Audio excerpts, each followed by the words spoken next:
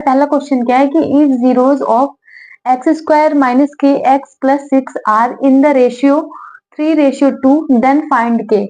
तब हमें के का वैल्यू फाइंड करना है। ठीक है, क्वेश्चन में क्या दिया है कि द जीरोस ऑफ, ये कोई पॉलिनोमियल दिया है जिसका रेशियो 3, जिसका जो जीरोस है वो 3:2 में दे रखा है। ठीक, तो हमें के का वैल्यू यहाँ पर फाइंड करना है।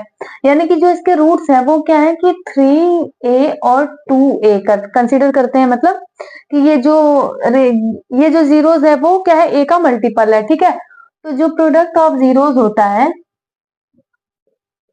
प्रोडक्ट ऑफ जीरोस वो क्या होता है, c/a।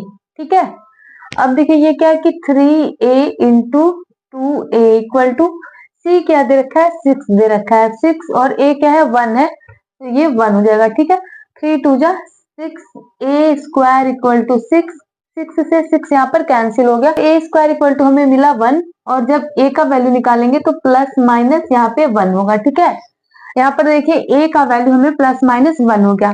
जो जीरोस दिया है वो क्या है, 3:2 है। ठीक, तो हम इसको देख लेते हैं कि ये a के मल्टीपल में है। ठीक है, तो जब हम यहाँ पे प्रोडक्ट ऑफ जीरोस का फॉर्मूला यूज करेंगे तो क्या होता है, वो c/a वैल्यू रख के पुट करेंगे तो यहाँ पर a का वैल्यू में प्लस माइनस 1 मिल गया। ठीक है, अब देखिए यहाँ पर अगर a इक्वल टू हम लेते हैं 1 और इफ a इक्वल टू -1।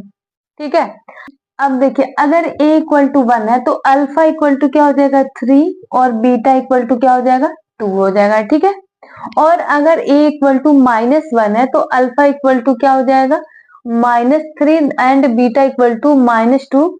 जब ये a इक्वल टू -1 है तो अल्फा इक्वल टू हमें -3 मिला, बीटा इक्वल टू -2, और अगर प्लस है तो हमें ये मिला। ठीक है, अब देखिए अगर ये रखेंगे तो सम ऑफ जीरोस क्या होगा, -b/a।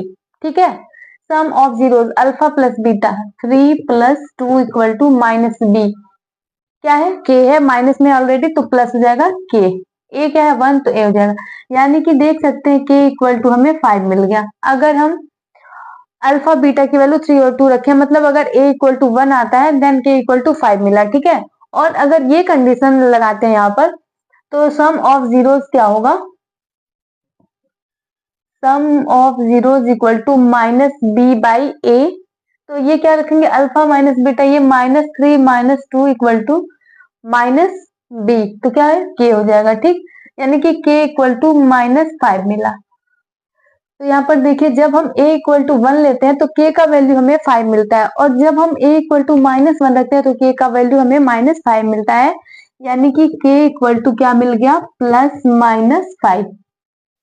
k इक्वल टू हमें मिल गया +-5। ठीक है, यही हमारा आंसर हो जाएगा, इसको नोट करिए।